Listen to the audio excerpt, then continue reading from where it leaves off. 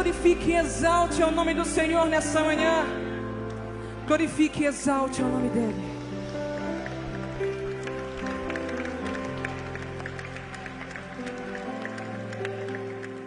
Aleluia, glória a Deus. A paz do Senhor, igreja. Sal da terra, luz do mundo, glória a Deus. Quero agradecer a Deus pela oportunidade de estar no meio de todos vocês mais uma vez. E tenho certeza que nessa manhã Deus falará aos nossos corações. Quem veio para receber uma palavra, quem veio para receber a instrução, quem veio para receber a orientação dos céus para a sua vida, orientações práticas para a sua vida. Queridos irmãos, nós estamos iniciando um ciclo, um novo ciclo, uma nova revista, um novo estudo, debaixo da misericórdia do Espírito Santo de Deus. É sempre com muita alegria que nós iniciamos uma revista e hoje, nessa manhã, eu tenho a responsabilidade de traçar uma espécie de panorama muito breve deste texto que nós iremos começar a estudar, a segunda carta de Paulo aos Coríntios, e mais especificamente tratar do primeiro capítulo desta carta. Tá? Então leremos da forma como costumamos fazer, alternadamente. Leremos o primeiro capítulo de Paulo, primeiro capítulo da segunda epístola aos Coríntios. Amém? Louvado seja o nome do nosso Senhor e Salvador, Jesus Cristo, a Ele toda a honra, toda a glória. Eu vou ler desde o primeiro versículo, primeiro verso, e assim alternadamente a igreja me acompanha. Segunda carta de Paulo aos Coríntios, primeiro capítulo, e diz assim o texto: Paulo, apóstolo de Cristo Jesus pela vontade de Deus, e o irmão Timóteo, à igreja de Deus que está em Corinto, e a todos os santos em toda a Acaia.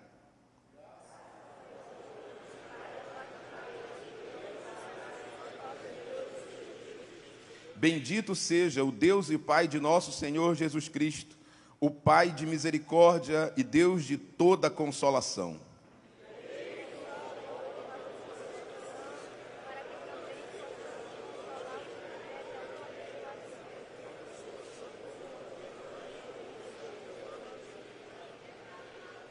Porque assim como os sofrimentos de Cristo se manifestam em grande medida ao nosso favor, assim também a nossa consolação transborda por meio de Cristo.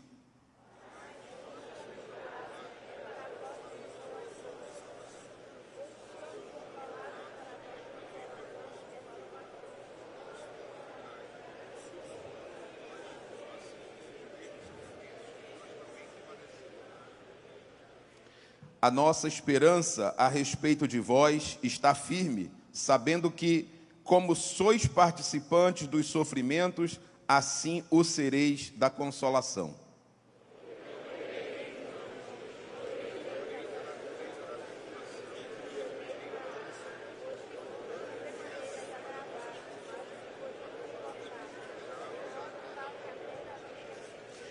Contudo, já em nós mesmos tivemos a sentença de morte, para que não confiemos em nós, e sim no Deus que ressuscita os mortos.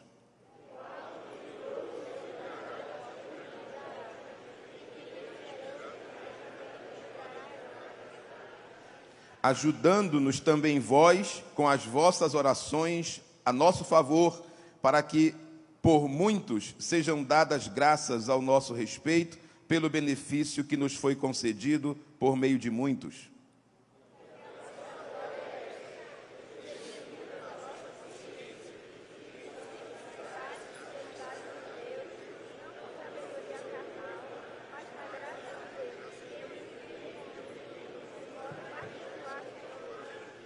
Porque nenhuma outra coisa vos escrevemos, além das que ledes e bem compreendeis, e espero que o compreendereis de todo, como também já em parte nos compreendestes, que somos a vossa glória, como igualmente sois a nossa no dia de Jesus, nosso Senhor.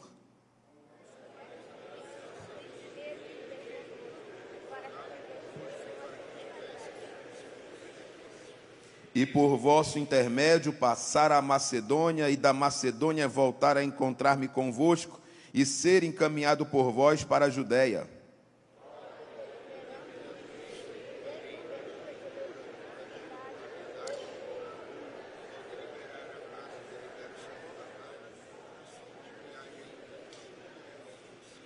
Antes, como Deus é fiel, a nossa palavra para convosco não é sim e não.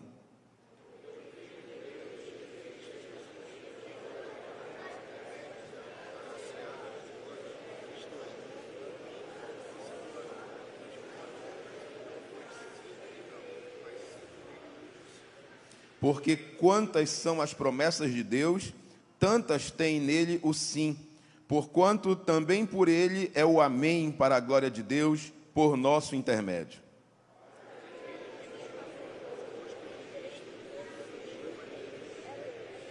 Que também nos selou e nos deu o penhor do Espírito em nosso coração.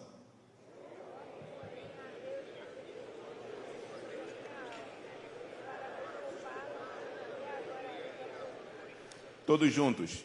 Não que tenhamos domínio sobre a vossa fé, mas porque somos cooperadores da vossa alegria, porquanto pela fé já estáis firmados. Amém.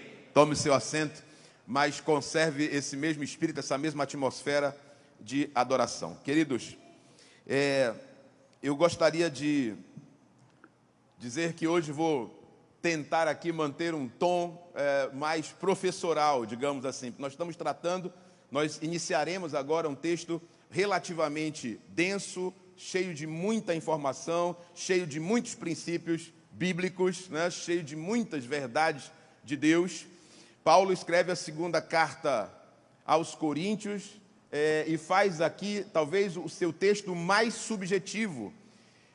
Na verdade, um retrato do próprio apóstolo aparece aqui, uma espécie de autobiografia compacta, sintética, está aqui na segunda carta de Paulo aos Coríntios. E aí nós precisamos ter em mente que é uma carta em tom confessional.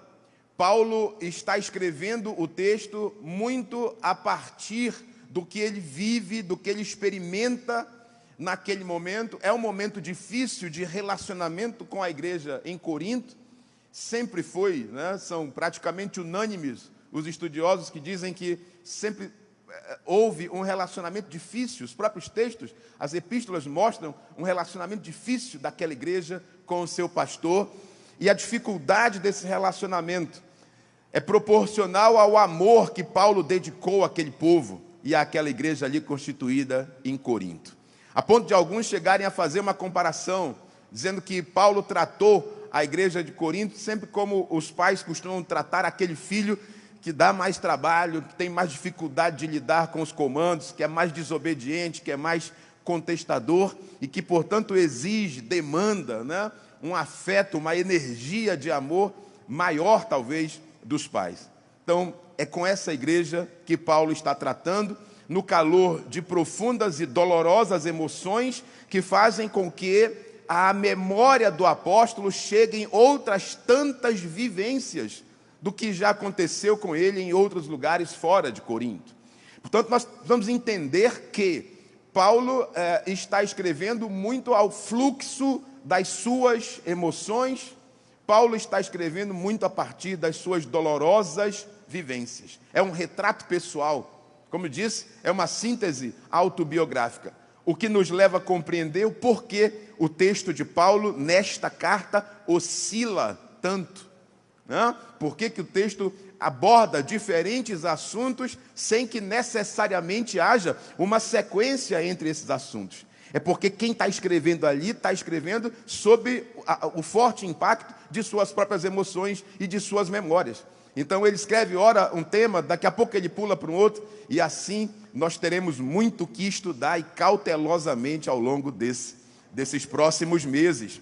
E eu tenho a honrosa tarefa de estar aqui meio que pavimentando o terreno para os outros grandes pregadores que vêm na sequência a partir do próximo domingo.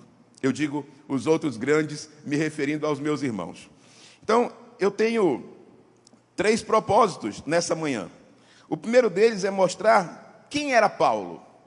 O segundo é mostrar como os coríntios passaram a vê-lo, a despeito de quem ele era.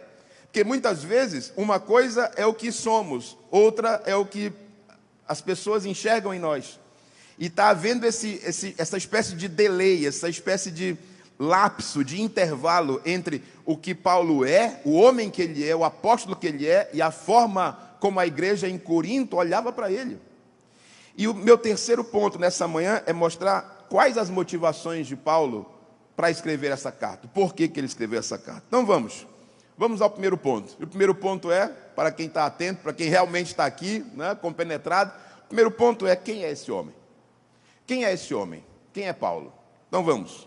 Primeiro, nós estamos tratando agora de um cego que se tornou ainda mais cego. De um cego espiritual que naquele encontro a caminho de Damasco se tornou cego de vez. Se tornou cego definitivamente. Né? Nós sabemos que Paulo experimenta ali dias de cegueira após o seu encontro com Jesus Cristo. Estamos falando também de um mesmo cego que tornou a ver com clarividência reveladora.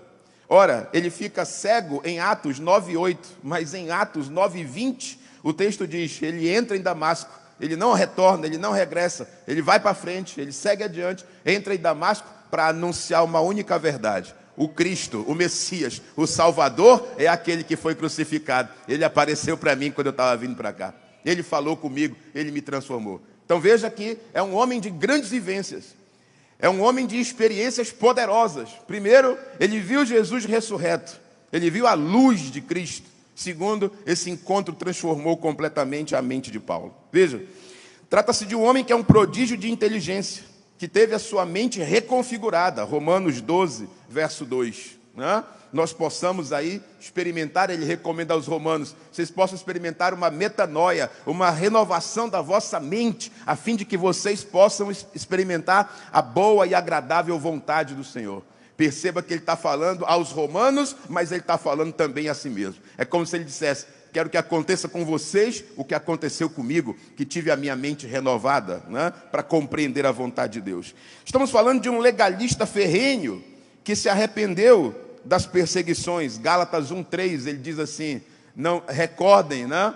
Tragam à memória qual era o meu procedimento, qual era o meu proceder. Eu perseguia a igreja de Deus. Visivelmente você tem um homem que dá louvores a Deus porque encontrou Jesus, um homem cuja cabeça foi transformada, mas um homem também que muitas vezes traz à memória o seu passado e sente o pungir do arrependimento. Gálatas 1, verso 13. E no verso seguinte, ele diz: não foi pouca coisa o que Jesus fez, porque na minha nação eu era certamente o mais proeminente dos estudiosos, eu era certamente o mais proeminente dos alunos de Gamaliel, e poucos na minha idade tinham o conhecimento que eu tinha.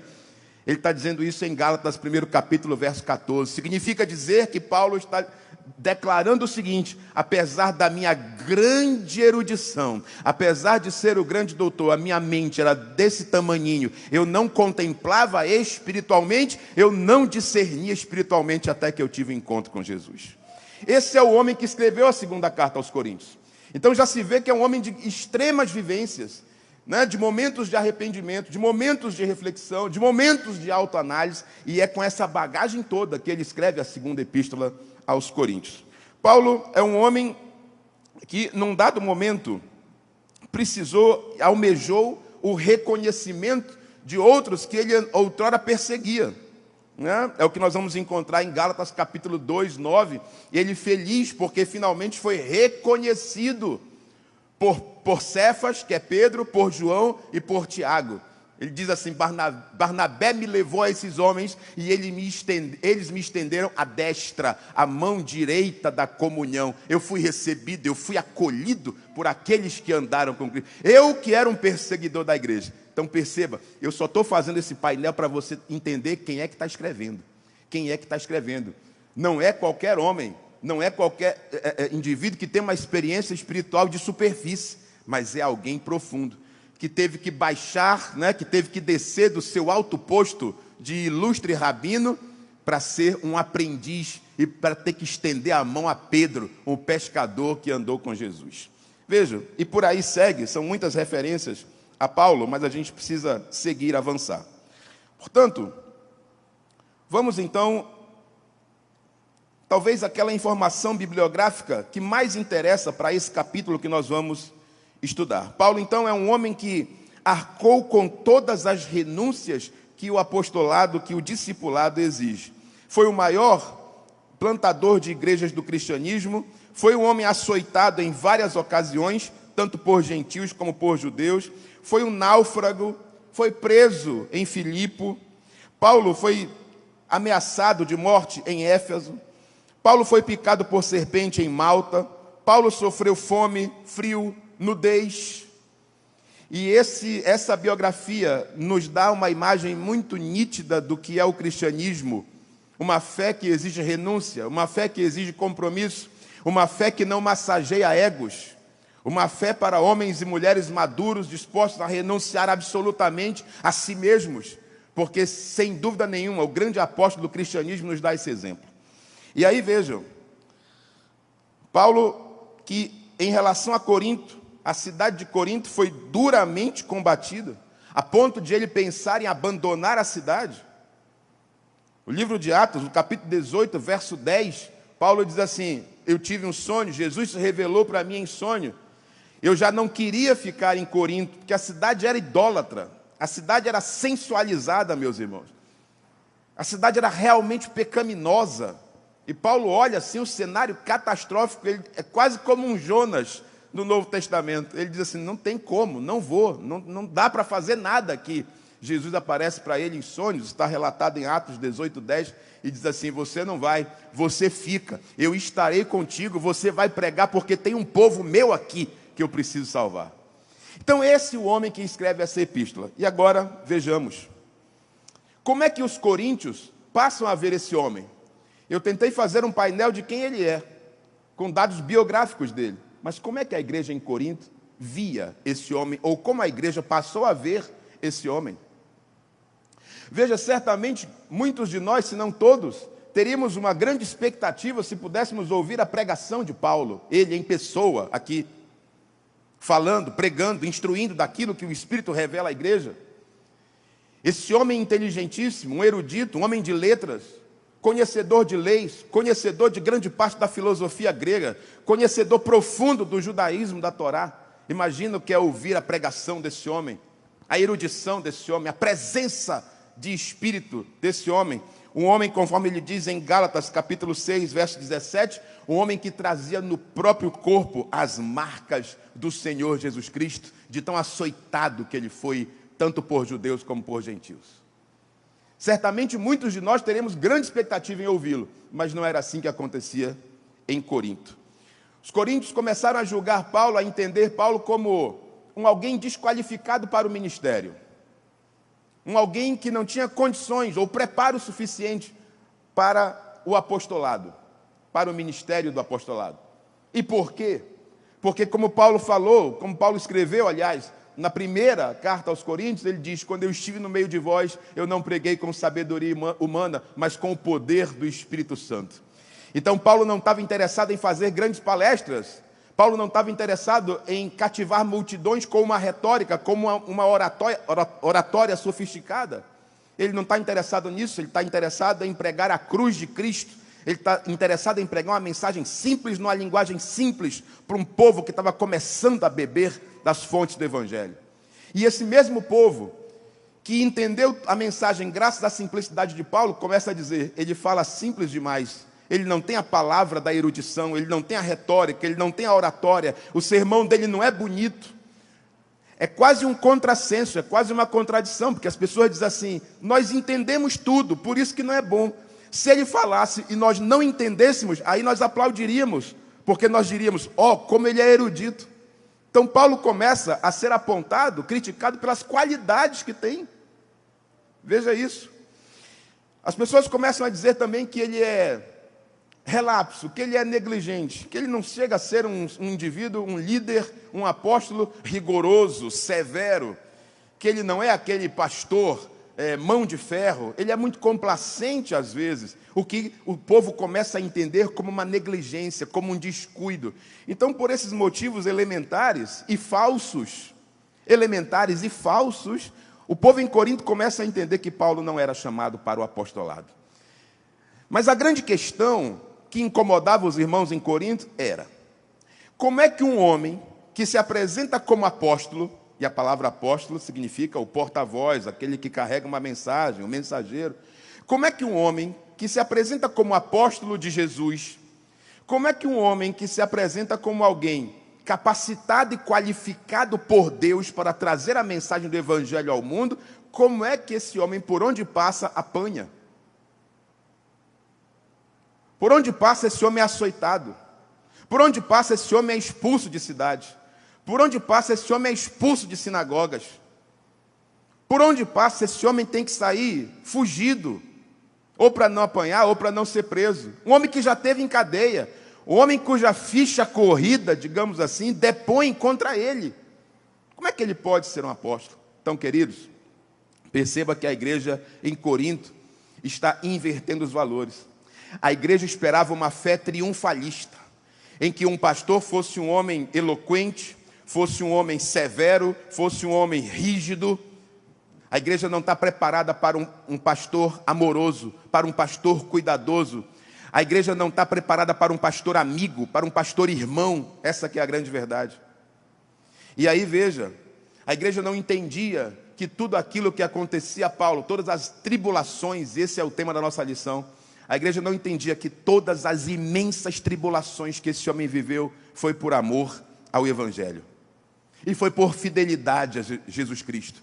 A igreja não entendia que o sinal do cristianismo é exatamente esse: sermos recusados no mundo e pelo mundo. Quem pode dar um glória a Deus?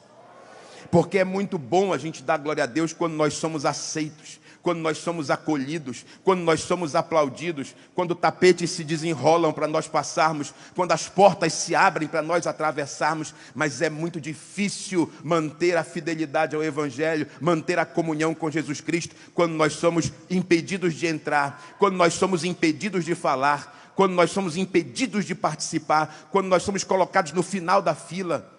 Mas essa é exatamente a marca de Cristo que há em nós. Jesus nos advertiu, ele disse: o mundo me perseguiu, perseguirá vocês também, mas fiquem felizes, eu venci o mundo. Significa, vocês vão vencer também. A fé cristã é uma fé que vai vencer, que será vitoriosa, sim, ao final de tudo, mas por enquanto estamos peregrinando. Então ninguém pode esperar do mundo água com açúcar, nem amenidades. Ninguém pode esperar do mundo aplausos, ninguém pode esperar do mundo acolhida, mas nenhum de nós está autorizado, mesmo sendo desprezado, mesmo sendo relegado a segundo plano, mesmo não passando na entrevista de emprego, nenhum de nós está autorizado a dar um passo atrás, é para frente. A igreja é chamada para marchar, mas em Corinto os irmãos não estavam entendendo isso. A igreja está ansiosa por apóstolos que tenham um largo currículo. A igreja está ansiosa por apóstolos que tenham um vastíssimo currículo teológico, mas que não necessariamente sejam homens piedosos. A igreja está mais interessada naquele momento em apóstolos que tenham um palavreado bonito, mas que não necessariamente sejam homens de oração. A igreja está interessada em apóstolos que sejam influentes na sociedade, nos grandes círculos de poder, mas que não necessariamente fossem homens de oração. Os valores estão trocados, as polaridades estavam invertidas. E eu não vou fazer uma afirmativa, mas eu vou perguntar: será que a carta de Paulo é atual? Não precisa ninguém responder, mas cada um pense. Preste atenção, porque essa palavra é profunda. Será que a carta de Paulo não é atual? Será que essa verdade que está sendo revelada aqui não é para o nosso tempo?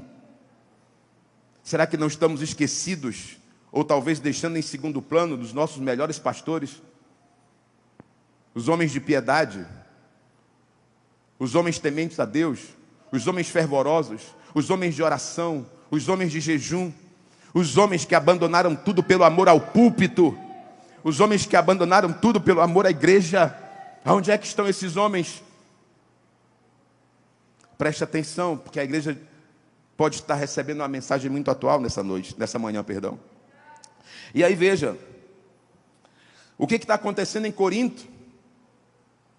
Porque essa inversão toda, porque essa polêmica toda, porque essa recusa, porque essa rejeição contra um homem que plantou aquela igreja, contra um homem que enfrentou a idolatria e a imoralidade daquela cidade, anunciou o evangelho, e muitos ali estão salvos, convertidos por causa dele. Por que se rebelaram tanto? A resposta é: a igreja em Corinto estava frequentemente sendo visitada, e possivelmente alguns já faziam morada ali, alguns que eram falsos apóstolos. E que em algum momento Paulo, usando de ironia, vai dizer: os super apóstolos, esses que vocês tanto amam, igreja em Corinto, esses que vocês tanto aplaudem, são esses que vocês querem nos púlpitos, pregando um sucesso triunfante da igreja aqui, quando na verdade a igreja não foi chamada para triunfar aqui, mas na glória. Quando a igreja não foi chamada para vencer aqui, nesse momento, a não ser à custa de muita renúncia. É isso que o mundo não entende, e nós precisamos ter cuidado para não perdermos a nossa identidade como igreja, como pentecostais. Cuidado para não acontecer conosco o que estava acontecendo em Corinto. A igreja estava começando a gostar das palavras doces, a igreja estava começando a se sentir poderosa por conta das mensagens absolutamente triunfalistas. E Paulo está dizendo: vocês estão dando crédito a lobos que daqui a pouco vão engolir todos vocês. E agora eu vou ao terceiro ponto. Agora que nós sabemos que essa imagem negativa de Paulo estava sendo causada pela presença de uma pregação mentirosa, de uma pregação falsa. A igreja estava se deixando levar por uma espécie de marketing pessoal, propaganda pessoal de alguns líderes que ostentavam, eu repito, uma grande eloquência, uma grande oratória. Alguns ostentavam costumes rigorosos, severos, disciplina dura, e faziam parecer mais santos do que realmente eram, mais fiéis ao evangelho do que realmente eram. E a igreja em Corinto, vamos dizer assim, vai se deixando arrastar por esse teatro dos falsos apóstolos, e vai colocando Paulo em escanteio, vai colocando em segundo plano. E agora eu vou me deter no ponto principal da mensagem, o porquê, quais as motivações que Paulo tem para escrever esta carta. E aí vamos entrar exatamente na divisão, na estruturação da lição, da primeira lição. Veja, Paulo está empenhado em exortar a igreja, adverti-la quanto ao perigo de dar ouvidos a essa falsa pregação. E ele está empenhado em responder a seguinte pergunta, a pergunta que estava na cabeça dos coríntios: por que devemos acreditar num apóstolo que vive sob tantas tribulações? A igreja tinha uma visão equivocada. Ela achava que se você é chamado ao apostolado, você tinha que viver de maneira absolutamente sossegada, tranquila, feliz. Mal sabem, aqui tem pastores presentes, mal sabem o que um pastor carrega nas costas quando está à frente de uma congregação como essa. O pastor Felipe está aqui, deve estar passando mil coisas na cabeça dele. Quantos problemas, quantas pessoas, quantas demandas, quantos compromissos. E nós estamos falando do lado prático da gestão da igreja, da gestão de pessoas. Mas e a carga espiritual? Paulo vai tratar disso também nessa carta, né? É a carga espiritual. Quantas horas um pastor fiel, responsável por um povo, tem que dedicar de oração? Quantas horas do seu dia um pastor fiel tem que estar de joelho, conversando com Jesus, pedindo direção? Quantas horas um pastor precisa renunciar muitas vezes família e outras coisas que ele teria vontade de fazer para assumir a demanda do povo de Deus? Então veja, a igreja tinha uma concepção equivocada em Corinto. Achava que um apóstolo de sucesso, um apóstolo bem-sucedido, era um indivíduo acima dessas preocupações e desses sofrimentos todos. Então vejam, o verso 3, nós vamos para o primeiro momento da lição, chamado gratos até pela tribulação. Paulo começa a responder a pergunta, como quem diz assim: eu vou explicar para vocês por que um homem de Deus precisa passar por tanta tribulação. E no verso 3 ele diz assim: bendito seja o Deus e Pai do nosso Senhor Jesus Cristo, o Pai de misericórdia e Deus de toda consolação. Como é que pode? Como é que pode um homem com esse currículo de açoites, perseguição e sofrimento qualificar a Deus como Pai de misericórdia? Vejam que compreensão profunda do cristianismo. Ele vai explicar agora por que as tribulações são sinais da misericórdia de Deus. Veja, Paulo está expondo um modo de Deus agir, um modus operandi de Deus. Deus é consolador de sofrimento, mas Deus não abre mão de nenhum dos sofrimentos quando se trata de nos atrair para dentro do seu plano ou de nos manter nele. Nós temos que entender isso. Como Paulo, nós também vivemos tribulações. E não significa dizer, é isso que lá fora as pessoas não entendem, não significa dizer que o nosso Deus não nos ama, pelo contrário, muitas vezes Ele permite tribulações para que nós possamos vir para perto dEle, entrar no círculo da sua influência, entrar debaixo da sua mão poderosa.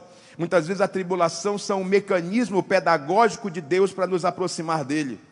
Ou muitas vezes, ainda que estejamos próximos, a tribulação é o mecanismo pedagógico de Deus para nos experimentar, para provar a nossa fé. Ou se você quiser, numa linguagem mais coloquial, a tribulação muitas vezes é um mecanismo de Deus para engrossar o nosso couro, para nos fazer criar uma casca resistente, uma maturidade espiritual, a fim de que não sejamos mais derrubados por qualquer vento de doutrina ou por qualquer sedução da carne.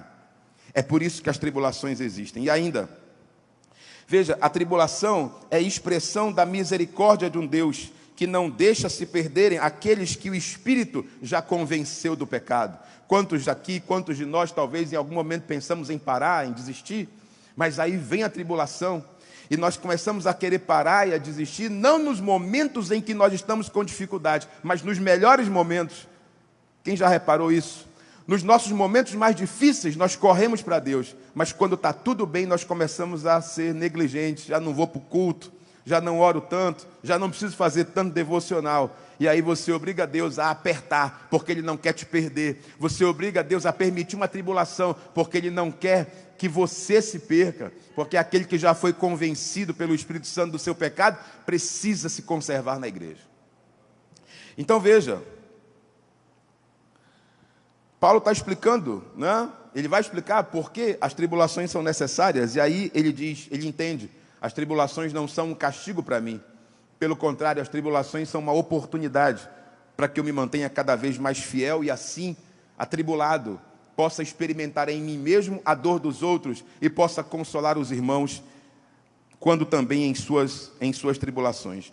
Versos 4 e 5 ele diz, é Ele, Deus, quem nos conforta em toda a nossa tribulação, para podermos consolar os que estiverem em qualquer angústia, com a consolação com que nós mesmos fomos contemplados por Deus. Então é isso. Esse é o propósito de Deus. Como é que você pode dar uma palavra de conforto? Como é que você pode estender a mão se você não sabe que sofrimento é esse? Você tem que conhecer o sofrimento para entender a dor do outro. E aí Deus vai organizando uma espécie de economia do seu reino. Preste atenção nisso, que é um princípio muito interessante. Deus vai organizando uma espécie de economia, ou modo de funcionamento do seu reino. Sofro eu, conheço eu o sofrimento, para que eu mesmo possa consolar o meu irmão por ocasião da sua angústia, por ocasião do seu sofrimento. E assim, de glória em glória, de vitória em vitória, de choro em choro, de abraço em abraço, é o nome de Deus que vai sendo glorificado.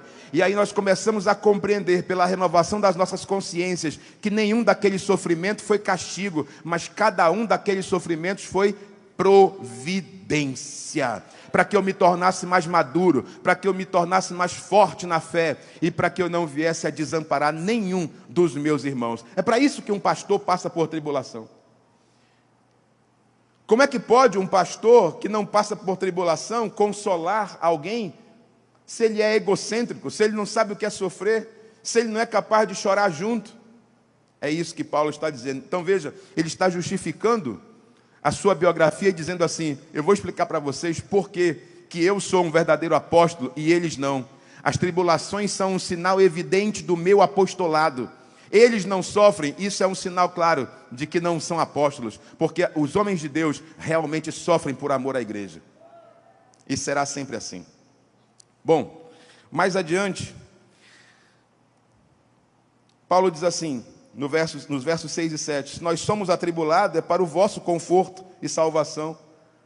Eu preciso ser atribulado para confortar vocês. Se somos confortados, é também para o vosso conforto. Ele está dizendo, se eu sou confortado no meio da tribulação, é para que eu não desista. E não desistindo, eu possa confortar vocês. Vejam, o princípio aqui tratado é muito simples. Se você recordar o que está em Daniel, nós poderíamos dizer assim, na vida de qualquer pastor, é melhor fornalha com Jesus do que banquete babilônico. Se você fizer uma associação com Daniel, a lógica é a mesma. Na vida de qualquer pastor, na vida de qualquer crente, na vida de todos nós aqui, é muito melhor uma fornalha, uma tribulação com Jesus do que um banquete babilônico.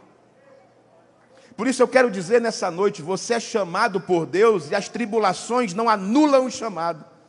Você é chamado por Deus e as dificuldades só confirmam esse chamado, não anulam o chamado. Se há alguém aqui vivendo um momento difícil na sua vida, tenha certeza que esse momento, essa dificuldade, essa luta, esse sofrimento, testifica da misericórdia de Deus na sua vida, que providenciou esse sofrimento para que você nessa manhã se achegasse mais a Ele, conhecesse da sua misericórdia e dos planos que Ele tem na sua vida, que você ainda não conhece, mas são planos de paz e não de guerra. Oh, glória a Deus! Só quem está entendendo é que dá glória a Deus, porque crente é assim, igual aquela massa, né? Aquela massa bonita de pão, você pode bater o quanto quiser, pode bater, bate mais que a gente aguenta, pode criticar o quanto quiser, pode acusar o quanto quiser, pode rejeitar o quanto quiser, nós aguentamos, já estamos há 112 anos dessa maneira, já estamos vivendo isso, tem 112 anos, não vamos retroceder agora. Pode bater, porque para isso fomos chamados, mas haverá o dia em que nós seremos glorificados sobre toda a carne. Oh, glória! Vou evoluir. Paulo, nós poderíamos perguntar, afinal, quais os sofrimentos? Que tantos sofrimentos são esses? Eu poderia citar aqui para você alguns momentos em que Paulo menciona esses sofrimentos. Mais adiante, lá no capítulo 6, não vou tratar disso agora, Paulo chega a dizer assim, às vezes eu tenho a impressão que Deus nos chamou para um espetáculo, para nós servirmos como espetáculo para o mundo, semelhante ao que acontecia no Coliseu com os nossos primeiros irmãos. Porque nós somos açoitados, ele está falando dele e dos demais, nós apóstolos somos açoitados, somos ridicularizados, somos perseguidos, somos sentenciados, somos presos.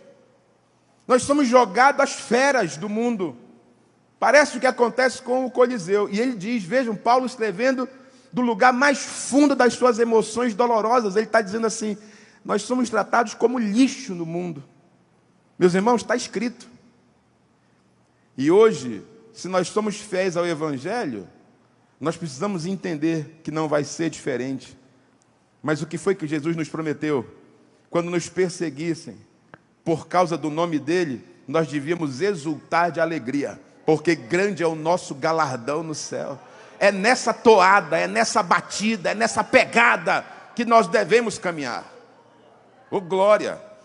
E aí veja, no capítulo 11, Paulo vai dizer um dos momentos mais emblemáticos que ilustram o sofrimento dele. Ele diz, olha, por 5 vezes eu recebi uma quarentena de açoites, menos um. Os judeus, observadores ferrenhos da lei, por 5 vezes açoitaram Paulo. 40 chibatadas, ele diz, menos uma. Eles costumavam contar ali 39 para não correr o risco de perder a conta e acabar sendo 41. É por isso que ele vai dizer em Gálatas, eu tenho no meu corpo as marcas de Cristo. Quem estaria disposto neste tempo a receber 40 açoites em 5 ocasiões, sem renunciar ao Evangelho? Ele também vai falar do espinho na carne. Então são alguns exemplos dos grandes sofrimentos de Paulo. Espinho que a gente não sabe o que é, mas será tratado em outra lição. Veja, eu vou entrar na segunda parte da nossa revista, que é mais breve. E quero me reportar aos versos, a partir do 12, para a gente ganhar tempo. Veja, ele diz assim a partir do 12: porque a nossa glória é esta, o testemunho da nossa consciência, de que com santidade e sinceridade de Deus, e não com sabedoria humana, mas na graça divina, temos vivido no mundo e mais especialmente para convosco. Paulo vai explicar agora, depois que ele já justificou os muitos sofrimentos, e já explicou que os muitos sofrimentos são sinais da sua fidelidade, ele agora vai explicar uma outra questão. Por que que a igreja o acusava de leviandade? Por que que a igreja estava o acusando de ser negligente, de prometer as coisas e não cumprir? Ele vai explicar isso. E veja, ele diz, primeiro, eu tenho o testemunho da minha consciência. Paulo deve ter passado ali pelo menos 3 anos em Corinto. E ele diz assim, vocês me conhecem, sabem como eu sou, como eu vivo, sabem da minha índole. Eu tenho a minha consciência tranquila. De modo algum eu agi com leviandade, ou tentando perceber algum benefício para mim. E por que que a igreja acusa Paulo de leviandade? Porque quando Paulo faz a sua primeira carta, quando ele escreve a sua primeira carta, ele dá a entender o seguinte, olha, eu estarei aí com vocês, eu vou visitá-los, daqui a pouco eu estarei os visitando, eu estou em Éfeso, quando eu sair daqui, eu vou visitar vocês. E depois que eu sair de Corinto, eu vou a Macedônia. É o plano de Paulo. Depois ele muda o plano, como se ele dissesse assim, não, eu pensei melhor. Ao invés de eu parar aí em Corinto e depois ir a Macedônia, eu vou fazer o seguinte. Eu paro, fico bem pouco, fico brevemente no meio de vocês, vou a Macedônia e na volta eu faço uma segunda visita. Assim vocês terão, ao invés de um benefício, vocês terão 2. Então preste atenção nesse ponto. O primeiro projeto de Paulo era, eu vou a Corinto e vou ficar um longo período com vocês. Depois ele muda os planos. Ele diz assim, não, eu fico um período pequeno, vou até a Macedônia, quando eu voltar, eu fico um outro período. E assim, repito, ao invés de um benefício, vocês vão receber 2, ou seja, 2 visitas.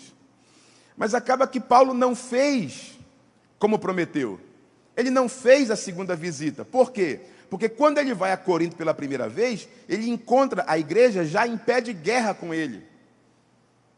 Ele encontra os irmãos seguindo o falso evangelho dos falsos apóstolos. E é possível que ele tenha sido muito maltratado naquela ocasião. Depois dali, ele segue para Macedônia e não volta como havia prometido. Ao invés de voltar, ele resolveu escrever uma carta.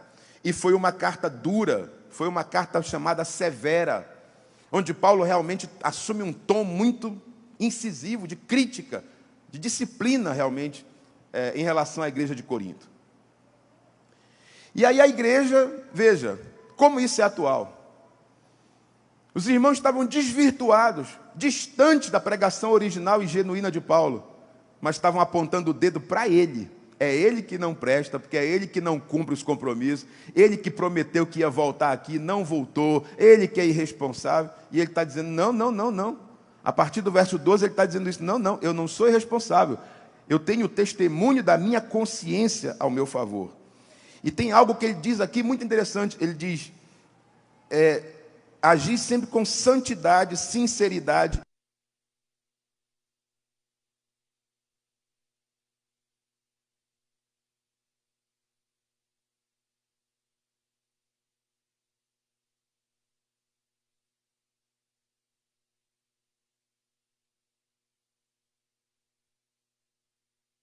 Ficar parado não é uma opção, especialmente para os idosos. A atividade física proporciona inúmeros benefícios para pessoas com 65 anos ou mais. Diminui a mortalidade por doenças cardiovasculares e, no geral, diminui a incidência de hipertensão, alguns tipos de cânceres e diabetes tipo 2. Melhora a saúde mental, pois reduz sintomas de ansiedade e depressão. A saúde cognitiva e o sono ficam muito melhores. Além disso, a atividade física para os idosos ajuda a prevenir quedas e lesões relacionadas, o declínio da saúde óssea e da capacidade funcional. Se você é idoso e ainda não faz nenhuma atividade física, comece com uma atividade leve, como uma caminhada diária. Essa é uma dica da Boas Novas. Atenção, semeadores! Está chegando o programa Semear da Rede Boas Novas, dia 11 de outubro. Ouça testemunhos inspiradores. Louve com a gente e conheça histórias emocionantes de quem faz parte dessa família. Você é essencial para continuarmos abençoando vidas através da nossa programação 100% cristã. E a sua contribuição pode ser feita agora através do Pix 91 99353 4554. Programa Semear, dia 11 de outubro a partir das 8h30 da manhã na TV, rádio e mídias sociais.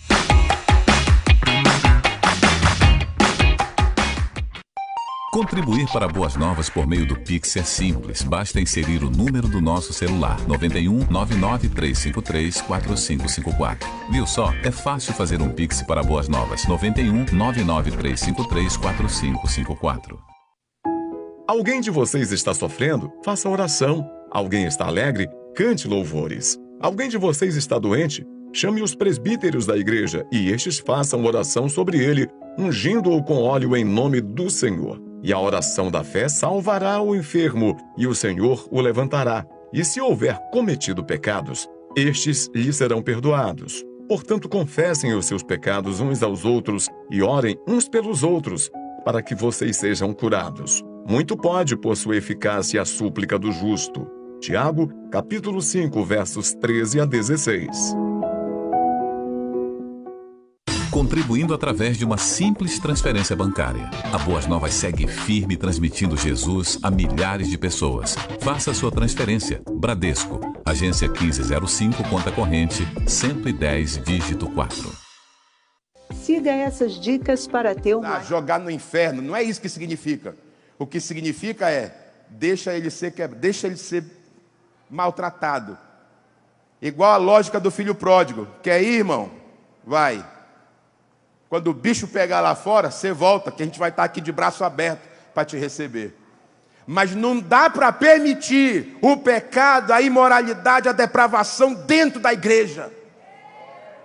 Não dá para permitir a participação na ceia sem o devido respeito e a consciência de reverência a Deus.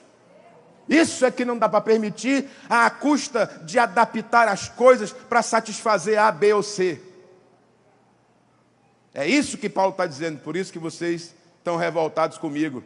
Mas agradeçam que eu não fui, porque se eu fosse como havia prometido, eu teria separado muitos de vocês da comunhão com a igreja. É isso que o apóstolo está dizendo, e aqui eu vou para o final. Veja, glória a Deus. Eu vou para o final desse capítulo, os versos 21 a 24.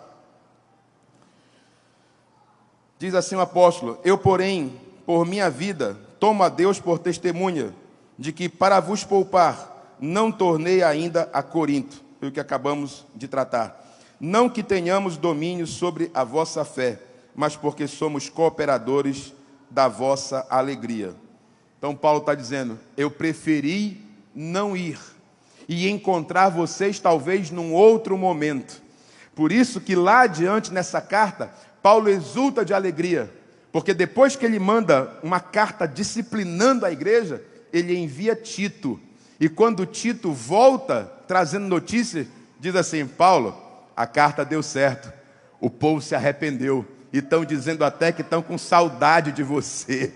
O povo se arrependeu, fez efeito, eles reconheceram, o Espírito agiu, tocou em cada um. A igreja está de joelho, a igreja se arrependeu, a igreja quer você, a igreja quer o evangelho, a igreja está com saudade. Então tem horas, meus irmãos, tem horas que nós precisamos ser incisivos, tem horas que nós precisamos ser firmes. Cada pastor, meus irmãos que aqui estão, sabe disso. Tem a hora de acolher, tem a hora de disciplinar. Esse é o momento em que Paulo está disciplinando a igreja. Mas em momento algum, ele deixa de demonstrar que ele está solícito, que ele está aberto, que ele está disposto a recomeçar esse relacionamento. Minha oração a Deus nessa manhã é que nós possamos aplicar tudo que aprendemos aqui. A tribulação não é para a morte, é para o aperfeiçoamento. A mensagem do Evangelho não pode ser negligenciada nem adaptada. As sabedorias humanas não podem tomar o lugar da verdade bíblica. Sejamos mais solidários e amigos dos nossos pastores. Não julguemos nossos pastores como Corinto fez com Paulo, porque quando pensaram que ele estava sendo negligente e irresponsável, ele estava agindo com amor. Ele diz: eu não fui para não punir vocês, eu preferi esperar para um outro momento. Louvado seja o nome do nosso Senhor e Salvador Jesus Cristo. Eu queria orar com a igreja, é possível? Muito brevemente, fique de pé comigo. Aleluia. Queridos, levemos nosso pensamento a Deus. Pai, eu te agradeço. Senhor, eu te louvo. Tu tens sido, Senhor, por mais de um século, o Senhor dessa casa, o Senhor dessa igreja. Pai, se há no meio de nós aqui pastores, e eu sei que há, Deus, renova esses homens, renova essas mulheres, renova cada ministério, Deus. Que as nossas lutas e tribulações sejam a glória do Teu nome. Senhor Deus, que a igreja seja dia a dia santificada pelo testemunho das nossas vidas. Que nós saibamos, Senhor, renunciar a nós mesmos, santificar o povo, para que no dia do encontro contigo, essa igreja seja a glória dos pastores e os pastores sejam a glória da igreja. É o que nós te pedimos, no nome poderoso de Jesus. Amém. Glória a Deus. Muito obrigado.